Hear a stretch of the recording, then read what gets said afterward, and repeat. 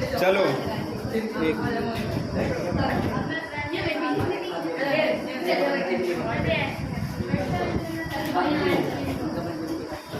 चलो कन्वर्ट हो गया ना। वर्ग में कोई कंफ्यूजन तो नहीं है। अब फॉर्म होते हैं प्रेजेंट, पास्ट, परफेक्ट, कंटीन्यूअस और फिर प्रेजेंट, यही दिखाते हैं ना। आगे चलो आज बेसिक से चलेंगे। आपका सेंटेंस चलेगा। सेंटेंस में सब्जेक्ट, प्रेडिकेट क्या होता है, ये सारी चीजें, ठीक है। तो एक बार हल्का सा रिवाइज करते हैं। इंग्लिश एक दो बार बता भी चुके हैं। इंग्लिश क्या है? एक लैंग्वेज है, एक भाषा है, ठीक। पढ़ने के लिए सब्जेक्ट भी और बोलने के लिए भाषा भी, दोनों इसको बोला जाता है। ये नहीं कह सकते कि सब्जेक्ट भी नहीं है, ठीक है। भाषा भी है और सब्जेक्ट भी है। ज्यादा क्या है, ये भाषा। जैसे आपकी भाषा हिंदी है, अंग्रेजों की भाषा इंग्लिश, चाइनीजों की चाइनीज है, ठीक। अब चलो, कोई भाषा किस आधार पे आगे बढ़ती है? साउंड पे। किस पे? साउंड पे, आवाजों पे, ठीक। आवाज कैसी? जैसे बच्चा जन्म लिया तो सबसे पहले बोलना सीखता है या लिखना सीखता है? बोलना सीखता है ना। तो इसका मतलब उसके गले से कुछ आवाजें आती हैं, उन आवाजों को सुनता है तो उसको आप बताते हो कैसे ऐसे लिखो, ठीक। तो सबसे किस पे काम करेगा कोई भी लैंग्वेज? साउंड पे, ठीक। जब साउंड का ज्ञान हो जाता है तो आप उसको क्या बताने लगते हो कि अगर ये साउंड आप बोल रहे हो तो इसको इस तरीके से बनाओ, ठीक। कोई अच्छा साउंड अगर बच्चा बोला, मान लीजिए उसने पप्पा बोला, ठीक। तो आपने उसको बोला कि बेटा अगर पप्पा बोल रहे हो तो ऐसे बनाओ, का बोल रहे हो तो ऐसे बनाओ, सिखाते हो ना, ठीक। तो उसके गले से अगर आवाज निकल रही है, कोई साउंड निकल रहा है तो आप क्या बोलोगे? उसको लेटर बनाओ, अक्षर बनाओ। क्या बोलोगे? ठीक। इसका मतलब साउंड से क्या बन गया? लेटर्स बन गए। साउंड के आधार पर लेटर का निर्माण हो गया। अक्षर का, जिसको ABCD आप पढ़ते हो, उनको लेटर बोला जाता है, ठीक। कुछ बच्चे कंफ्यूज रहते हैं, लेटर को वर्ड बोल देते हैं। मान लो लिखा गया है तो इसको बोल देंगे वर्ड। ये क्या है? एक लेटर है, एक अक्षर है, ठीक। और इन्हीं लेटर्स को मिला करके, इन्हीं लेटर्स की सहायता से क्या बना? वर्ड बना, ठीक। और इन्हीं वर्ड्स को मिला करके क्या बन गया? सेंटेंस से पहले कुछ और बनता है, क्लाउड, ठीक। और इसी क्लाउड से क्या बन गया? सेंटेंस। अब इसमें तो पहले सब कुछ क्लियर ही होगा, कंफ्यूजन होगी क्लाउड पे, ठीक है। पहले एक एक स्टेप करके देख लेते हैं। इंग्लिश हमारी क्या है? एक भाषा है, ठीक है। क्या है? एक भाषा है। भाषा का विकास साउंड्स पे होता है। साउंड्स इंग्लिश में या आपका कंठ जो है, गला है, कितने टाइप का निकालता है? 44 टाइप का होता है, ठीक। 44 टाइप के टोटल साउंड होते हैं। और ये 44 टाइप की दो कैटेगरी होती है, एक वोकल साउंड और दूसरा कॉन्सोनेंट साउंड, ठीक। वोकल साउंड क्या है? वोकल साउंड, कॉन्सोनेंट साउंड, ठीक। दो तरीके के साउंड हो गए। टोटल साउंड कितने? 44। इसमें दो तरीके के होते हैं, कुछ वोकल होते हैं, कुछ कॉन्सोनेंट होते हैं। तो मान लेते हैं ये क्या है आपका? ये क्या है? गला है, इसको बोलते हैं वोकल कार्ड बोलते हैं, ठीक। ये तो यहाँ पे बना, जिसको नट्टी बोलते हो ना, इसको वोकल कार्ड कहा जाता है, ठीक। तो ऐसे 44 टाइप साउंड में ऐसे साउंड जो आप डायरेक्ट गले से बोल देते हो, जो डायरेक्ट आपके गले से निकलते हैं। जैसे आपको मान लीजिए चोट लग जाए या आप बीमार हो तो आप करते हो ना, जब बीमार हो जाते हो तो पौड़ के बड़ी देर तक क्या करोगे? मुंह से आवाज निकालोगे ना। तो सब क्या है? बिना होठ हिलाए ऐसे मुंह फैला के बोलते रहोगे ना, तो सारे साउंड कहाँ? डायरेक्ट गले से आ रहे हैं, ठीक। तो ऐसे साउंड जिनको हम डायरेक्ट अपने वोकल कार्ड से बोल देते हैं, गले से निकाल सकते हैं, उनको क्या बोला जाता है? Vocal sound. और ये 20 टाइप के होते हैं। कितने? 20 टाइप के साउंड है जिसको आप डायरेक्ट अपने गले से बोल सकते हो, ठीक। बाकी आपका यहाँ पे है टीथ, टंग, लिप, ठीक। आपके मुंह में जीभ है, दांत है, होठ है, ठीक है। सारी चीजें, होठ तो मुंह के बाहर है, लेकिन ऐसे साउंड जिनको बोलने के लिए इन सारी चीजों की मदद लेनी पड़ती है, जरूरत पड़ती है, उनको बोलते हैं कॉन्सोनेंट साउंड। और ये 24 तरीके के होते हैं, ठीक है। जैसे पंजेबी खा के क्या बोलते हैं, पोखा बोलो, ठीक। तो क्या होता है, वो टच हो जाता है और बहुत तेज बाहर को फेंकता है, ठीक। तो ये साउंड जिनको बोलने के लिए हमें लिप्स, टंग्स और टीथ की आवश्यकता पड़े, उनको क्या बोलते हैं, कॉन्सोनेंट साउंड। ये 24 प्रकार के होते हैं, टोटल 44, 20 और 24, ठीक। समझ में आया। अब बात करते हैं लेटर्स की। तो लेटर्स आपके दो टाइप के होती है, एक कौन सा, वॉवेल लेटर, और दूसरा कौन सा, कॉन्सोनेंट लेटर।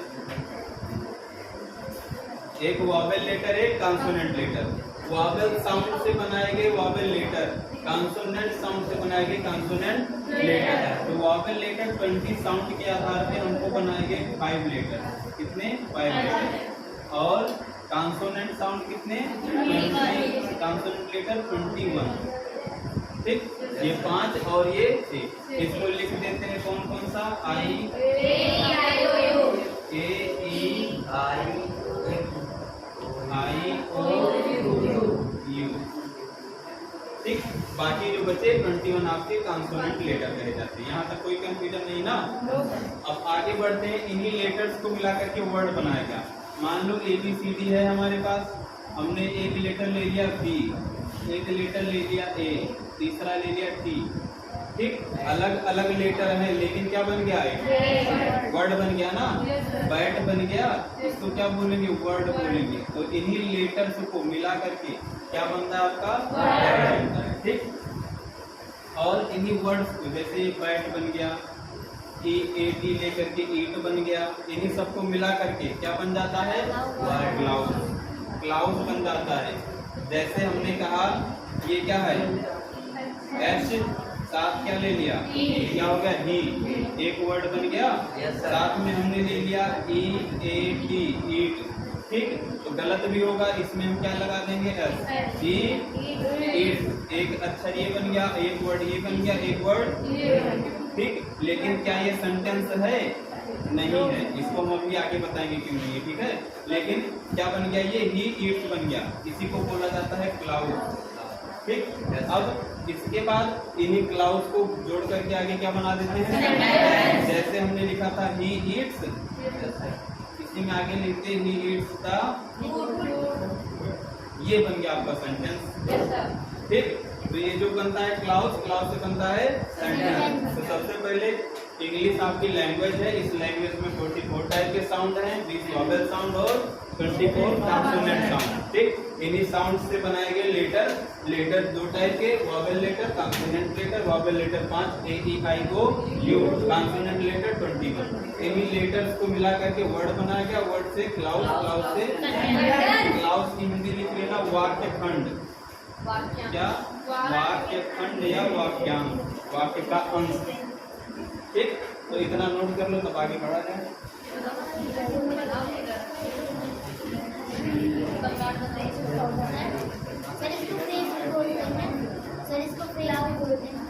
क्या, फ्रेज, फ्रेज नहीं बोलते, फ्रेज आपका मुहावरा होता है। फ्रेज जो होता है उसको मुहावरा बोला जाता है, हिंदी में कहावत है। ये क्लाउड होता है, क्लाउड और फ्रेज में बहुत अंतर है, ठीक है। जैसे हमने फ्लैग शिप बोल दिया किसी को, फ्लैग शिप क्या है, किसी को हमने फ्लैग शिप बोल दिया, तो इसका मतलब वो क्या है कि जैसे परिवार में कोई नाकारा निकल जाए तो उसको flag ship in my family बोल देते हैं ना, हमारे परिवार का सबसे निकम्मा आदमी, ठीक। तो ये सारे होते हैं आपके वो मुहावरे, फ्रेज होते हैं। लेकिन ये क्या है, ये जो सेंटेंस का छोटा सा पार्ट निकल के आता है उसको क्लाउड बोला जाता है। इन दो चीजों में अंदर हमेशा रखना, अगर कोई इसको फ्रेज बोल रहा है तो गलत होगा। फ्रेज का मतलब मुहावरा होता है, कहावतें।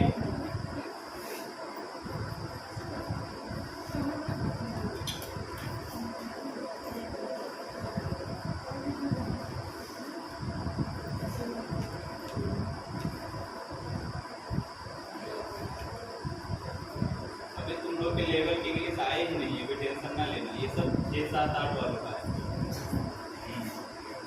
जड़ पे कम से कम 15 दिन जड़ पे काम होगा। अगर फल चाहिए बढ़िया तो जड़ में पानी देना पड़ेगा ना। Yes sir. पत्ती पे डालते रहोगे तो जैसे आजकल खीरा आ रहा है, पानी फेंक के ताजा किए घर तक ले जाओ सड़ जाता है। ठीक है, जड़ पे पानी दो।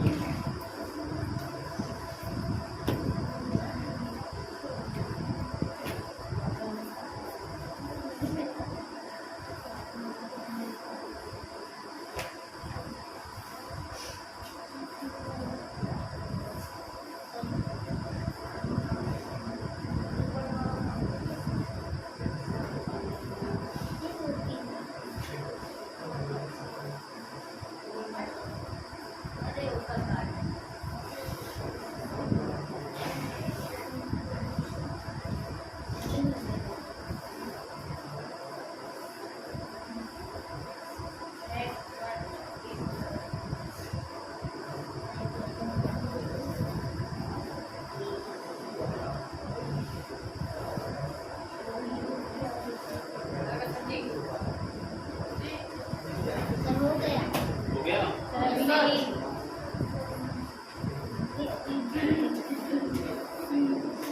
इसका मन करे तो डेफिनेशन लिखते जाना। The symbols of sound is called letter.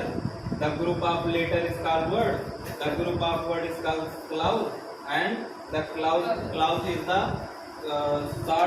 clause is the part of a sentence. ठीक? It makes a sentence. Clause क्या है? Sentence का एक छोटा पार्ट हो, क्या करता है? Sentence को बनाता है। ठीक? And the group of word or clause is called sentence. Make a sentence. ठीक है? शब्दों का समूह या कोई क्लाउज मिलके, दो क्लाउज मिलके क्या बनाते हैं? सेंटेंस बनाते हैं। ठीक, तो ये सब चीजें अपनी भाषा में मन करे तो लिख लेना, मन करे बोल रहे हैं अब लिख लेना, लेकिन भूलना नहीं। ठीक, चलिए आगे।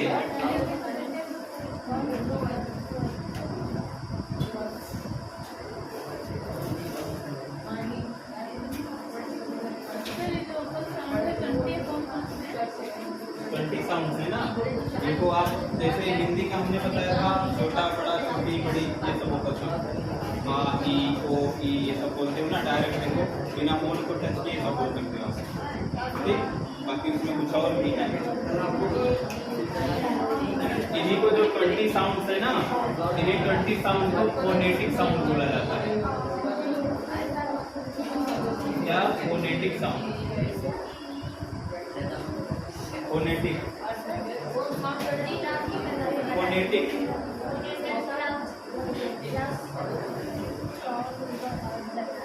Clause is the part of a longer sentence.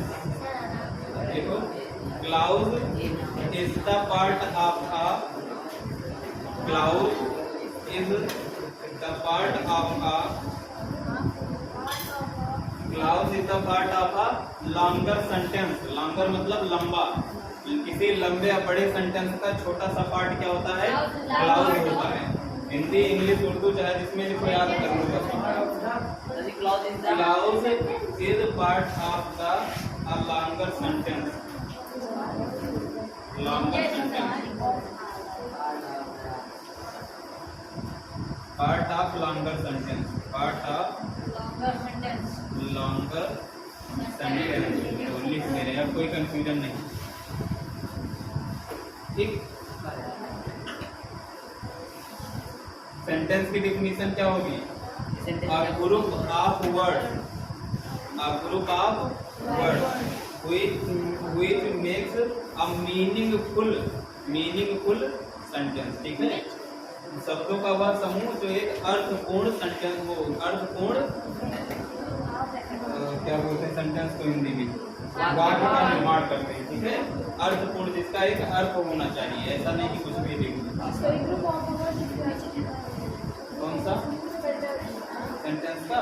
A group of word which makes a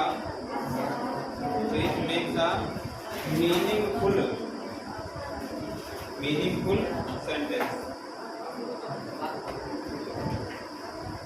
हो गया इतना? Yes sir. चलो अब यहाँ तक क्लियर होगा, वर्ड का कोई दिक्कत नहीं। क्लाउज और सेंटेंस में बात करेंगे। ठीक है, अक्षर तक तो कोई दिक्कत नहीं ना, अक्षर और शब्द तक। अक्षरों के समूह को क्या बोलते हैं? वर्ड बोलते हैं। लेकिन ये चीज याद रखना, वर्ड वही होगा अक्षरों का ऐसा समूह जिसका एक अर्थ होगा। ठीक, मान लो हमने यहाँ पे CAT कैट, कैट मतलब बिलार तो लिख दिए, ठीक, लेकिन ये लिख दिए तब क्या इसका कोई अर्थ है? नहीं है। ठीक, तो अक्षरों का वह समूह जिसका एक अर्थ हो उसको शब्द बोलेंगे, और शब्दों का वह समूह जिसका एक मीनिंग हो, जिसका एक अर्थ हो, उसको सेंटेंस बोलेंगे या क्लाउज बोलेंगे। ठीक, अर्थ निकलना चाहिए। हाँ, और क्या ऐसे पढ़ा करो। कैट माने बिलार, डॉग माने कुकुर, डंकी माने गधा। हाँ, खेल खेल में इंग्लिश सीख जाओ। ठीक,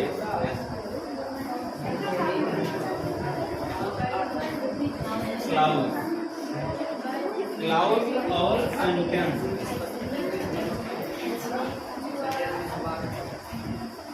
सेंटेंस एक दो चीज लिख रहे हैं, एक क्लाउज एक सेंटेंस। एक का मतलब होता है वाक्यांश और दूसरे का मतलब होता है वाक्य। देखने में मीनिंग समझ में आ रही, वाक्यांश अंश, वाक्य का अंश, और ये क्या है? वाक्य।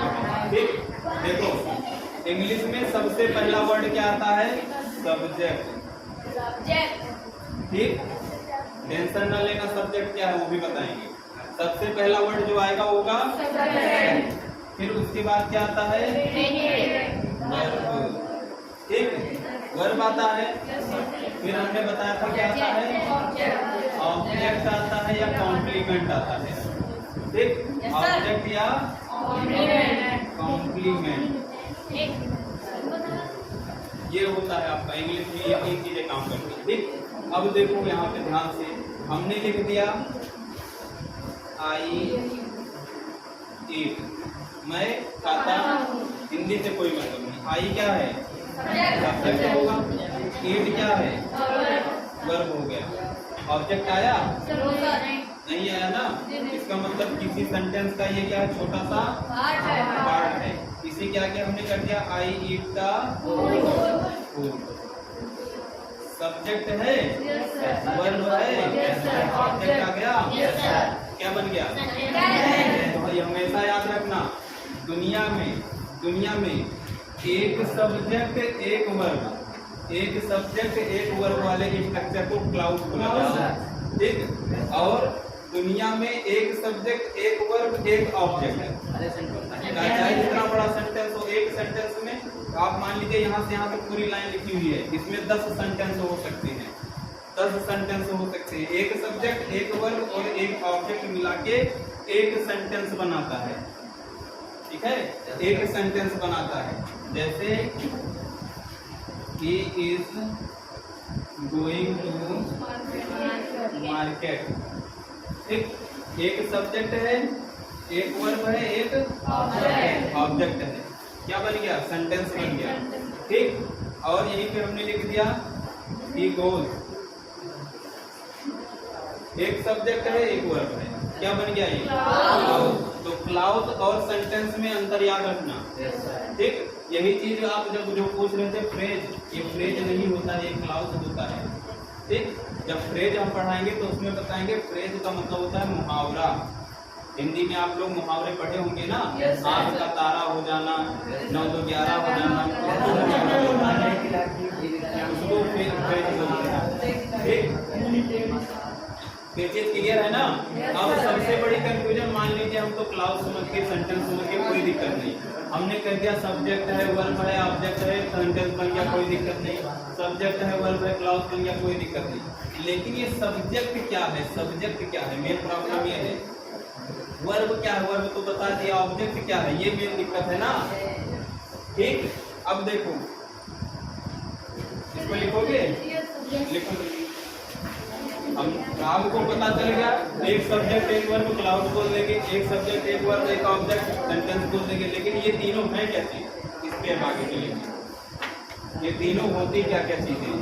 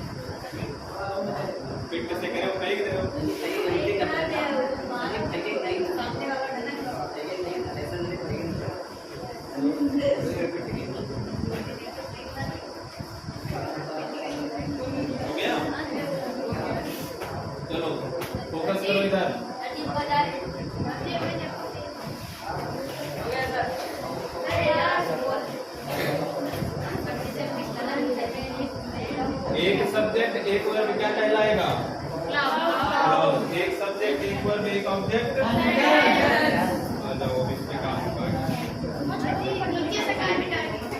हाँ वही लिखा है no, yes plus B plus हो, यही चीज हो गया ना।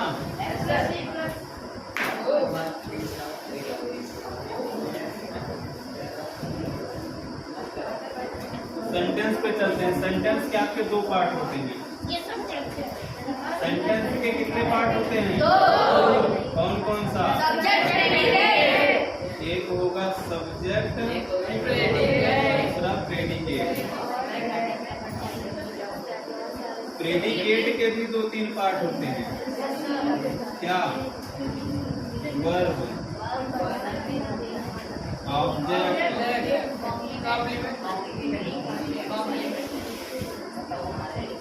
कॉम्प्लीमेंट। ठीक, हमने एक लाइन लिख दिया, राम गोज टू आगरा। आगरा, ठीक, हमने लिख दिया एक सब्जेक्ट। और यहाँ देखो जो आपका वर्ब होता है ना, प्रेडिकेट होने के लिए क्या चाहिए? वर्ब चाहिए, ऑब्जेक्ट चाहिए, कॉम्प्लीमेंट। वर्ब कहाँ दिख रहा है इसमें? यहाँ दिख रहा है ना। इसका मतलब यहाँ से यहाँ तक क्या हो गया? प्रेडिकेट। और ये क्या बन गया आपका? सब्जेक्ट। आपको पता चल गया ना, प्रेडिकेट होने के लिए वर्ब चाहिए, ऑब्जेक्ट चाहिए, कॉम्प्लीमेंट चाहिए। तो जहाँ से वर्ब दिख गया वहीं से पूरा क्या हो गया? प्रेडिकेट। ठीक, जैसे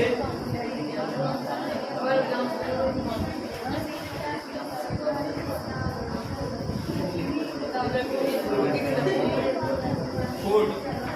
अब यहाँ तक हमको क्या पता है? प्रेडिकेट ढूंढना है। यहाँ पे वर्ब दिख जाए वहां से प्रेडिकेट से। अब बताओ यहाँ पे प्रेडिकेट क्या होगा? इसको भी तो बताया कि वर्ब का पार्ट है। तो कुकिंग द। और जितना वर्ब पढ़ रहे थे उससे जस्ट पहले दुनिया का कोई सेंटेंस उठा लो, सब्जेक्ट ही ठीक है। तो प्रेडिकेट में कोई दिक्कत नहीं होगी ना। और ऐसे लास्ट तक प्रेडिकेट। वर्ब पहचान ही लोगे, इसको बता दोगे क्या? हेल्पिंग वर्ब या एक्सिलरी वर्ब। इसको हेल्पिंग वर्ब एक्सिलरी वर्ब में अंतर होता है, इसको बाद में बताएंगे। मेन वर्ब हो जाएगा, ऑब्जेक्ट हो जाएगा। द आपका क्या होता है? ऑब्जेक्ट आर्टिकल होता है। ठीक है, ये यहाँ पे क्यों आया, यहाँ पे क्यों आया, ये सब बाद में बताएंगे। आर्टिकल का प्रयोग कहाँ होता है? ठीक है, लिख लो इसको। अब आगे हम बात करेंगे सब्जेक्ट की। सब्जेक्ट अगर समझ में आ गया तो इंग्लिश आ गई। ठीक है, 2 दिन सब्जेक्ट चलेगा। कॉम्प्लीमेंट होता है किसी चीज को, जैसे मैंने तुमको कह दिया कि तुम बहुत अच्छी डॉक्टर हो, ठीक, तो डॉक्टर हो तो ठीक है, लेकिन अच्छी डॉक्टर, अच्छी मतलब कॉम्प्लीमेंट, तारीफ कर देना, किसी की तारीफ कर देना। ठीक, उसको आप एडजेक्टिव भी बोलते हो। ठीक,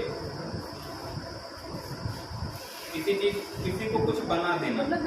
हाँ, तुम डॉक्टर हो, कॉम्प्लीमेंट मिल गया तुमको डॉक्टर का।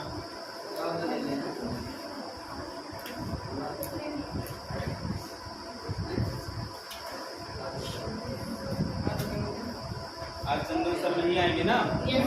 टेंशन न लेना, आज इंग्लिश लगातार चले रहने वाली है। आज सबको बारी बारी से स्पीकिंग करवाएंगे, सबको 2-2 सेंटेंस बनाना। कम से कम 2 सेंटेंस प्रत्येक व्यक्ति को बनाना है आज। और एक का कम से कम 12 से 14।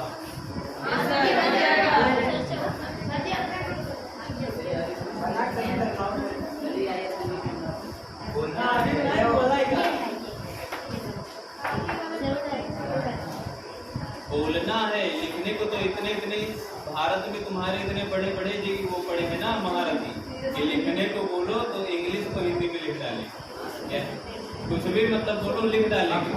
लेकिन जहाँ बोलने की बात आती है ना, सब नहीं बोल पाता है।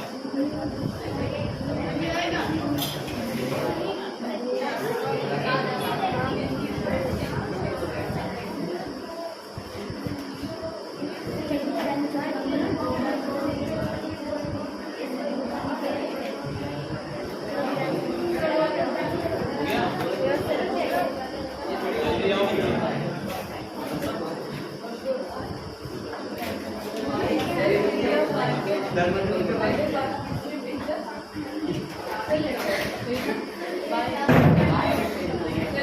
चीज और दिमाग में रखना, अगर इंग्लिश आ रही है, कहीं इंग्लिश का सेंटेंस आ रहा है, तो कोशिश ये करना कि कभी इंग्लिश से हिंदी मीनिंग निकालने की कोशिश मत करना। किसी ने कुछ इंग्लिश बोला तो आप तुरंत सोचने लगते हो कि हिंदी हिंदी, गलती करते हो। हिंदी मत सोचो, इंग्लिश पढ़ो तो सिर्फ इंग्लिश में, ठीक है। हिंदी सोचो ही मत, तभी बोल पाओगे।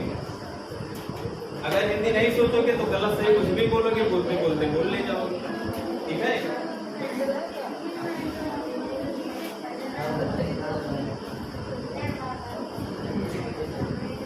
सब्जेक्ट,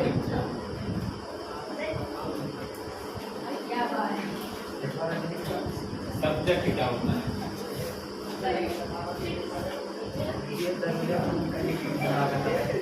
सब्जेक्ट याद रखना, बैठ जाओ। सब्जेक्ट याद रखना, जो चीज आप, दुनिया में सब कुछ सब्जेक्ट ही है। दुनिया में सब कुछ क्या है? सब्जेक्ट है। जिसको आप देख सकते हो, छू सकते हो, सोच सकते हो, सब क्या है? सब्जेक्ट है, ठीक। और इस प्रकार की चीज को जानी पहचानी लग रही है ना, किसे बोलते हैं? नाउन हो जाओ। हमने क्या बताया था, दुनिया में सब नाउन है, तो इसका मतलब जो नाउन है वो सब्जेक्ट होगा। इसका मतलब सब्जेक्ट यहाँ पे क्या होगा? नाउन होगा ना। हमेशा कोई भी सब्जेक्ट आप उठा लीजिए, मान लीजिए हमने राम ले लिया, राम ईट्स कर दिया, राम क्या है? सब्जेक्ट है, ठीक। तो दुनिया का सब कुछ क्या होता है? दुनिया के जितने वर्ड में सब क्या है?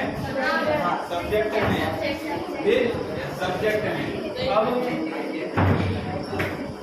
कहाँ गए सब? जल्दी आओ। अब क्या है? सब्जेक्ट है, ठीक। अब दूसरा क्या होगा? और सब्जेक्ट क्या? आप सब्जेक्ट की जगह पे और क्या होगा?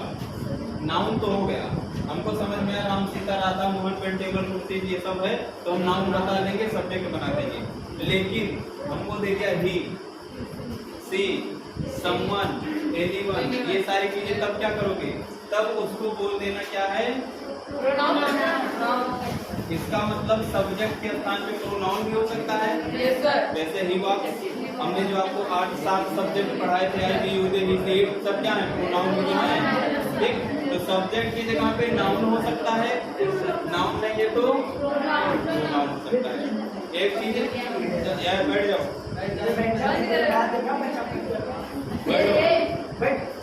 चुप रहो है, अभी दोनों लोग मार खाओगे। चलो, तो ये क्या हो जाएगा? सब्जेक्ट, नाउन और प्रोनाउन। समझ में आया चीज? एक चीज ऐसे याद रखना, जैसे अगर सब्जेक्ट की जगह पे कोई नाम है, सब्जेक्ट की जगह पे बैठ जाओ, कहाँ दौड़ रहे हो? सब्जेक्ट की जगह पे कोई नाम है तो उसको नाउन कहना। Ram Sita Radha Mohan table pen chair helicopter, कुछ भी है, सब नाम है। जितना भी नाम है उसको क्या बोलोगे? नाम अगर नहीं मिला, जैसे ही मिल गया, प्रोनाउन। नाम से ये चीज याद रखना, अगर किसी चीज का नाम होगा, अगर किसी चीज का नाम होगा तो उसकी तस्वीर आपके दिमाग में बन जाएगी। कोई भी चीज का आप नाम लेके देखो, उसकी तस्वीर आपके दिमाग में बन जाएगी। आपके दिमाग में मान लीजिए बर्ड आ गया, बर्ड जैसे है 3-4 तरह की चिड़ी आपको दिखाई दी होगी, ठीक। फादर आ गया तो सबको अपने पिता दिख गए होंगे। कोई भी वर्ड, दुनिया का कोई वर्ड उठा लीजिए, अगर उसका चित्र बन रहा है, चित्र बन जा रहा है, तो नाउन है, सब्जेक्ट है, तो क्या है? सब्जेक्ट है। अब दूसरा चीज, जिसका सब्जेक्ट के स्थान पे कोई ऐसा वर्ड है जिसका चित्र आपके दिमाग में नहीं बन रहा है, जैसे मान लीजिए हमने समवन बोल दिया, क्या? समवन, समवन मतलब होता है कोई, समवन। अब कोई का चित्र बन रहा है, कोई तो कोई भी हो सकता है ना। हम मान लो सोच रहे हैं राधा आगे मीरा, तो कोई तो कोई हो सकता है ना। तो जिसका चित्र ना बने उसको प्रोनाउन बोलना। जिसका आपके दिमाग में फोटो ना बने नाम पढ़ने के बाद, उसको क्या बोलना? प्रोनाउन। और सब्जेक्ट के स्थान पे नाउन या प्रोनाउन, ये दो चीजें आती हैं। या तो उसका आपके दिमाग में चित्र बनेगा या तो नहीं बनेगा। चित्र बना तो नाउन, नहीं बना तो प्रोनाउन। समझ में आया? yes, अब अगर ये दोनों चीजें गायब हैं सब्जेक्ट के स्थान से, तब क्या हमको देखना है? तब हमको देखना है तीसरी चीज,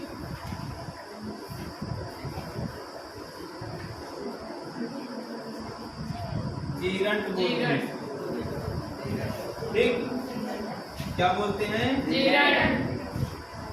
जीरंट।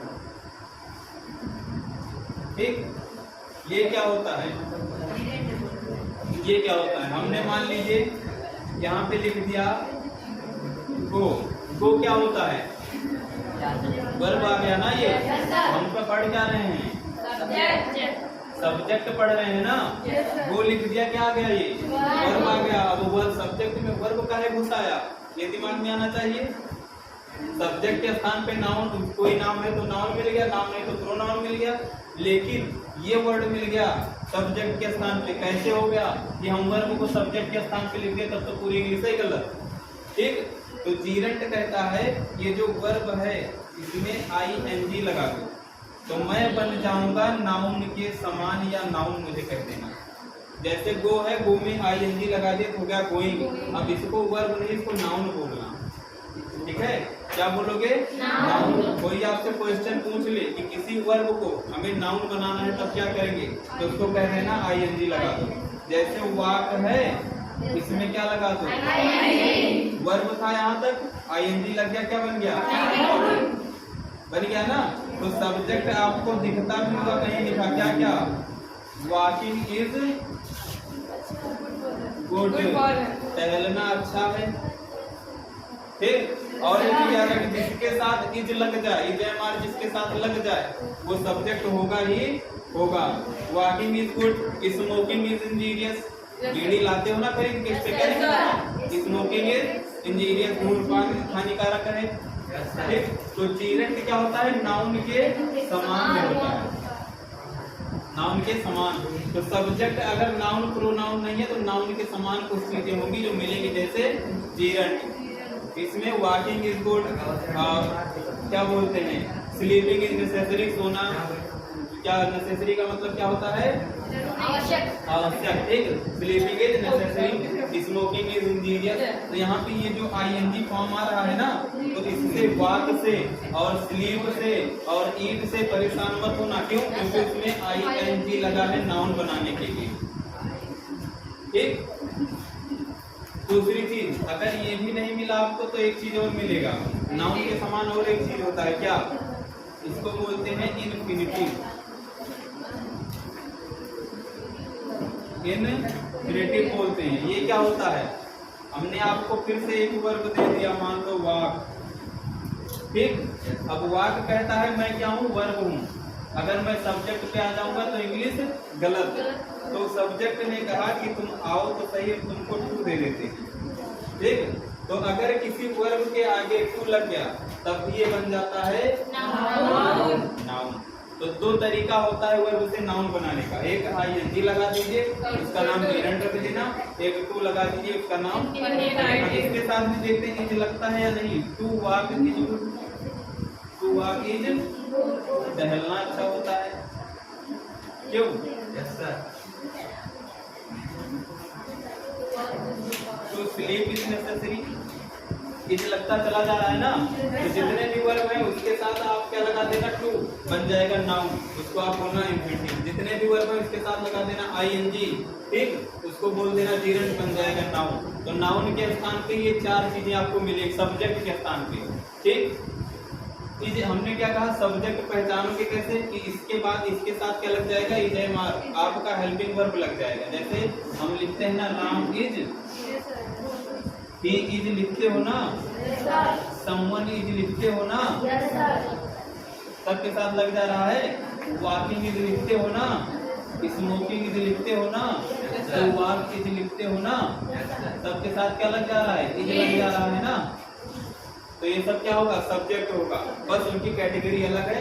नाम है तो नाउन, नाम चित्र नहीं बन रहा है, फोटो दिमाग में नहीं बन रहा है, प्रोनाउन जीरंट ING लगा होगा और टू लगा होगा वर्ब के आगे तो इन्फिनिटिव। तो सब्जेक्ट के स्थान पे ये सारी चीजें होंगी। इसको पट से नोट करो। अभी सब्जेक्ट बहुत बड़ा टॉपिक है, आगे बढ़ेंगे। अभी सब्जेक्ट के भी पार्ट पढ़ेंगे। सब्जेक्ट के भी पार्ट होते हैं। नाउन मान लो मिल गया आपको, नाउन मान लो मिल गया, उसके पहले कुछ अक्षर लिखा है, उसके पहले कुछ अक्षर लिखा है, तब क्या बोलोगे? तो वो सारी चीजें भी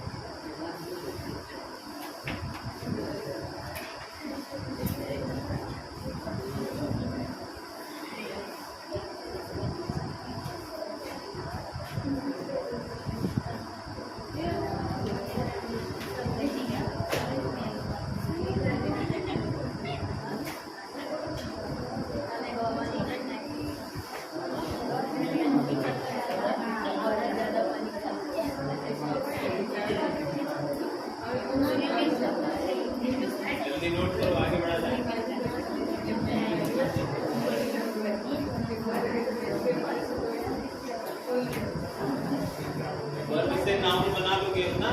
यस सर। दो तरीके हैं।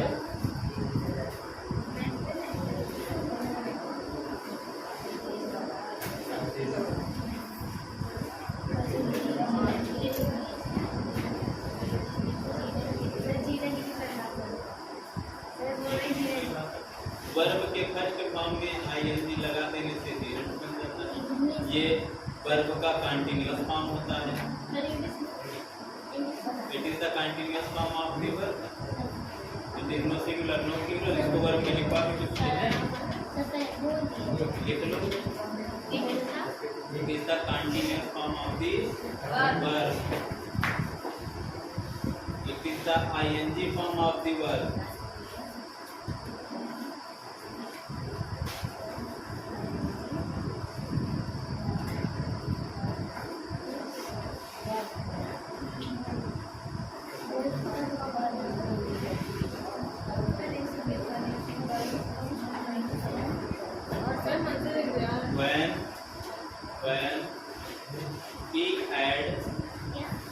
when we add we मतलब हम add मतलब जोड़ते हैं। when we add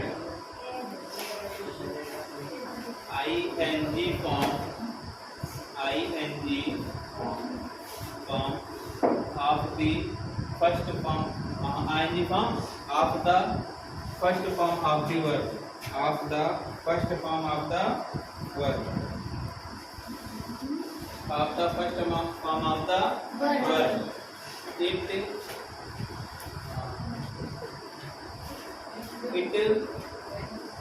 makes equivalent of noun। it makes equivalent of noun। ये noun के समान हो जाता है। it makes equivalent of noun। equivalent मतलब समान, ठीक है। तो वर्ब के फर्स्ट फॉर्म में जब हम ing लगा देते हैं तो नाउन के समान हो जाता है। इसको जीरेंट बोलते हैं। जीरेंट को ING form of the verb बोला जाता है। इसको continuous form of the verb बोला जाता है। ये ना तो सिंगुलर होता है ना प्लूरल होता है, ठीक। इसको कल इसीलिए क्लास में पढ़ा भी दिए थे। वर्ब का फुल फॉर्म पढ़ाए थे ना, तो उसमें लिखाए थे सारी चीजें, ये आज काम आएंगी। हमने बताया था कि काम आएगी। हो गया?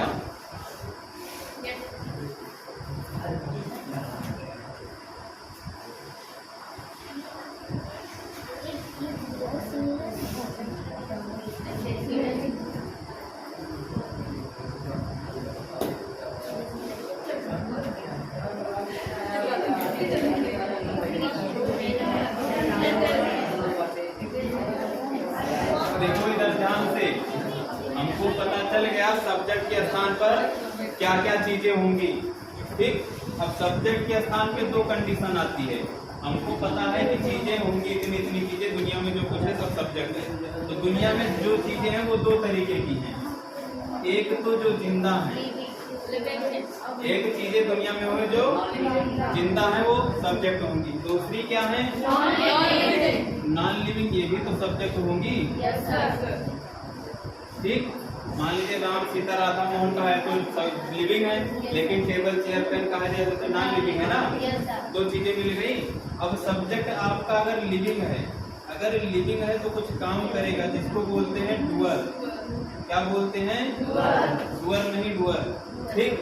और अगर नॉन लिविंग है, जिंदा व्यक्ति नहीं है, कोई ऑब्जेक्ट वगैरह है, ठीक है, कोई वस्तु है, तो उसको क्या बोलेंगे? Non doer. इसको बढ़िया से लिख लेना। डुअर का मतलब काम करने वाला, काम करने वाला। अगर जिंदा है, किसी के अंदर सांस चल रही तो काम तो करेगा ही ना। और अगर नॉन डुअर है तो काम नहीं करने वाला। अब कई जो कुछ लोग मगरमच्छ से पढ़ा रहा था कि नॉन डुअर है, नॉन डुअर, ठीक है। तो काम करने वाला, काम ना करने वाला। तो जितने भी आपको सब्जेक्ट मिल जाए, जितने भी कोई भी सेंटेंस आप उठा लो दुनिया का, उसका सब्जेक्ट अगर जिंदा है तो काम कर रहा होगा, और अगर काम कर रहा होगा तो इसी को हम टेंस बोलते हैं। क्या बोलते हैं? टेंस, ठीक। जैसे हमने लिख दिया ही ईट्स। ईट्स ही मतलब कोई प्राणी होगा, क्या कर रहा है? खा रहा है, काम कर रहा है ना। ही गोज, वह जाता है, काम क्या कर रहा है, जाने का। राम इज वॉकिंग, राम क्या कर रहा है, टहल रहा है। ठीक, तो यहाँ काम कर रहे हैं ना, राम हो गया, ही सी हो गया, कुछ भी हो गया, ये सब क्या कर रहे हैं, काम कर रहे हैं। क्यों, क्योंकि ये क्या है,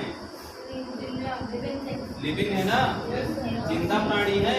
तो अगर जो जिंदा होगा वो काम कर रहा होगा। ठीक, 90 पर, हाँ ये काम कर रहा होगा। आगे बढ़ो। अब दूसरा इधर है, अगर सब्जेक्ट आपका, बहुत ध्यान समझना, ये समझ के बहुत अच्छी इंग्लिश हो जाएगी। सब्जेक्ट आपका काम नहीं कर रहा है, ठीक, और या फिर क्या है, नॉन लिविंग है या निर्जीव है। दो कंडीशन होनी चाहिए, या तो क्या हो, 90% नॉन लिविंग हो, अगर जिंदा भी है 10% तो काम ना कर रहा हो। ठीक, तो किसी ऐसे सेंटेंस को हम बोल देंगे पैसिव। यहीं से पैसिव का जन्म होता है, और जितना टेंस पढ़ते उसको एक्टिव बोला जाता है। ये दो चीज भी स्पीकिंग में मदद करेगी।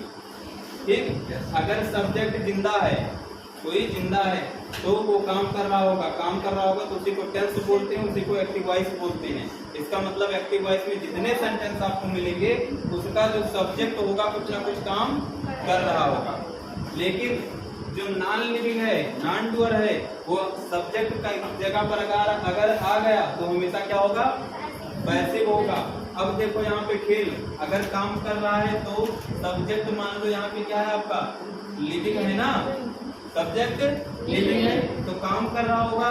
तो काम आपको मान लीजिए प्रेजेंट वर्ब का first form, second form, third form, fourth form और फिफ्थ फॉर्म, कोई भी फॉर्म आ सकता है, प्लस ऑब्जेक्ट,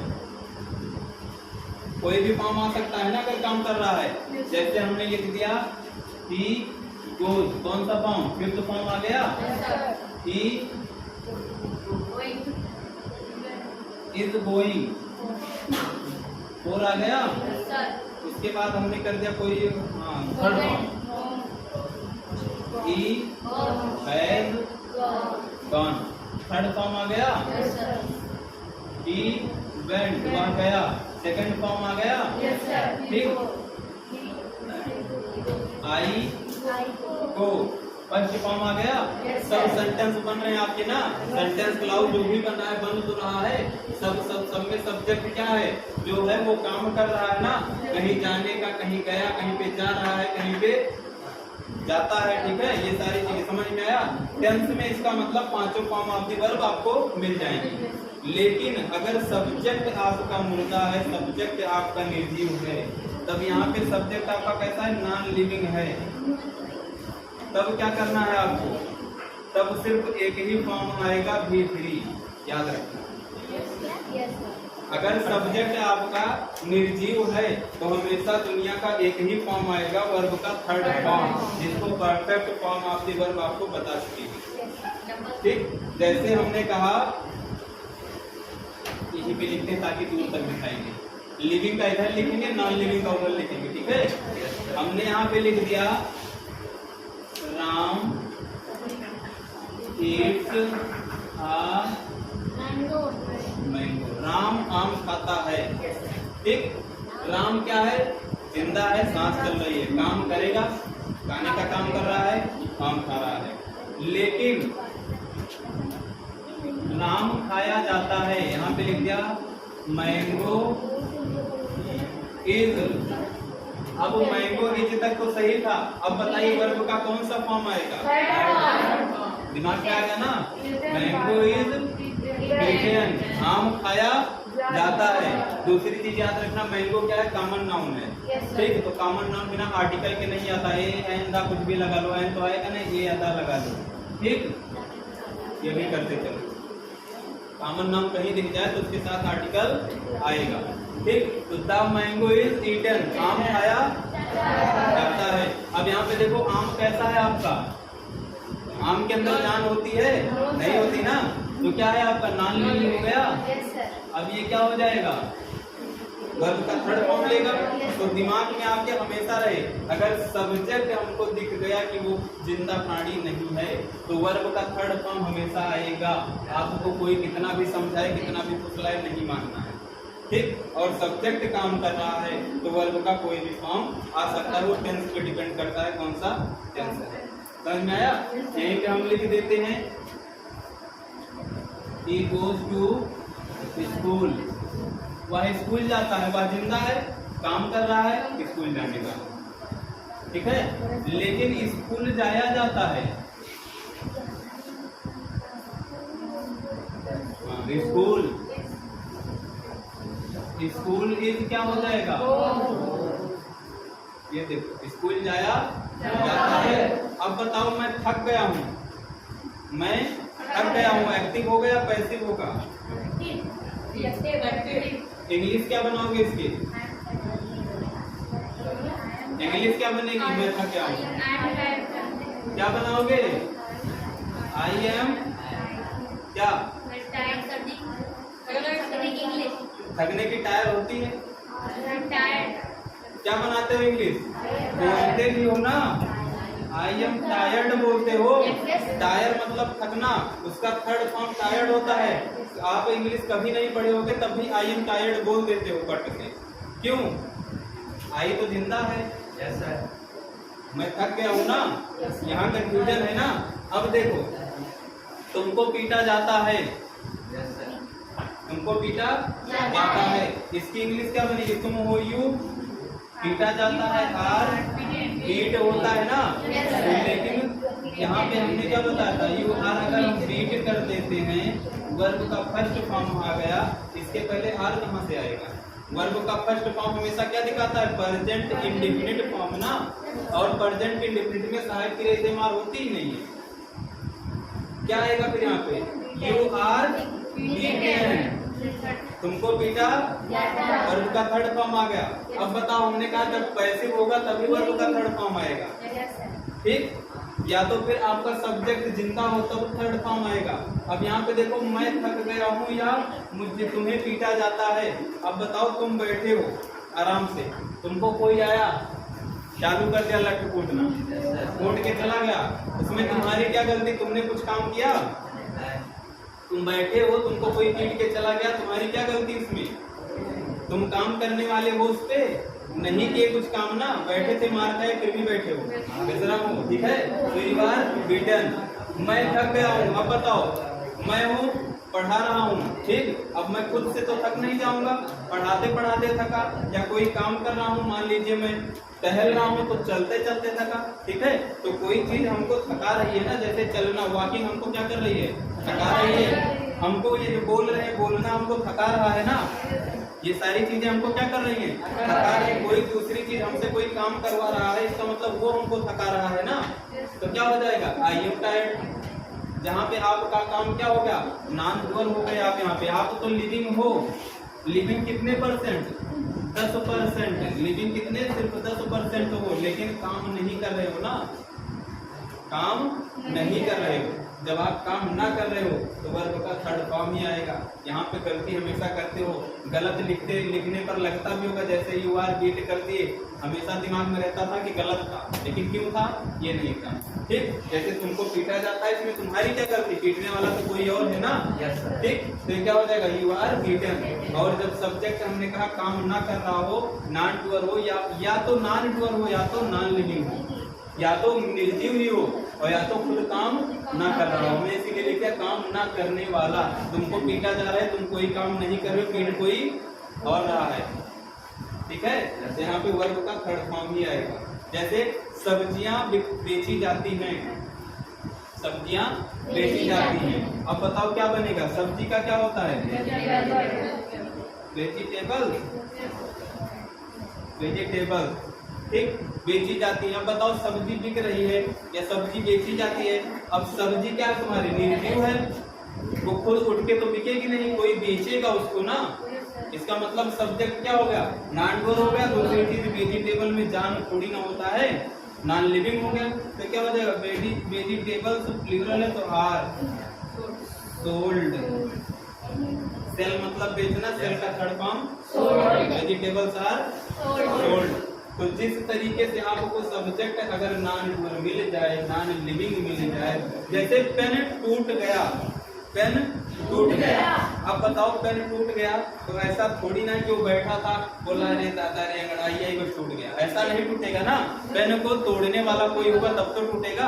आप पेन रख दीजिए यहाँ पे 1000 साल 2000 साल तक पड़ा रहेगा, नहीं टूटेगा, लेकिन कोई उठा के तोड़ेगा तभी तो टूटेगा। इसका मतलब उसको तोड़ने वाला कोई और है, ठीक। और दूसरी चीज वो पेन भी क्या है आपका निर्जीव है, तो ऐसे भी आपका क्या हो जाएगा, पेन इज ब्रोकन, पेन टूट गया, पेन तोड़ा जाता है, कुछ भी बोलिए, ठीक। और आप ज्यादातर पैसिव ही बोलते हो दिन भर, ठीक है, पैसिव ही बोलते हो ज्यादातर।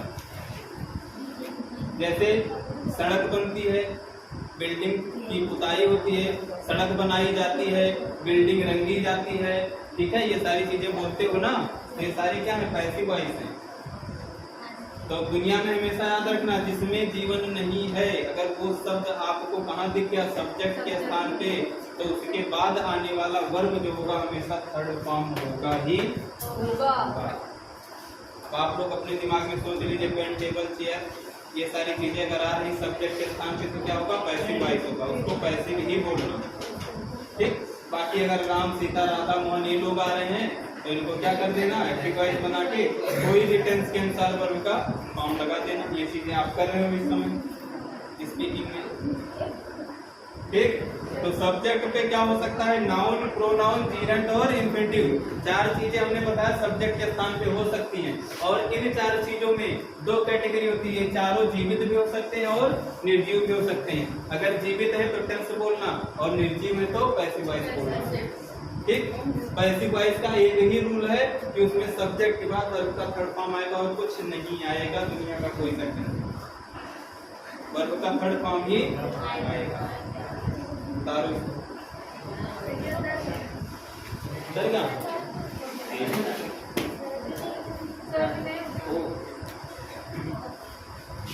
तो इसी पे क्लोज करते हैं, थोड़ा स्पीकिंग चले ना।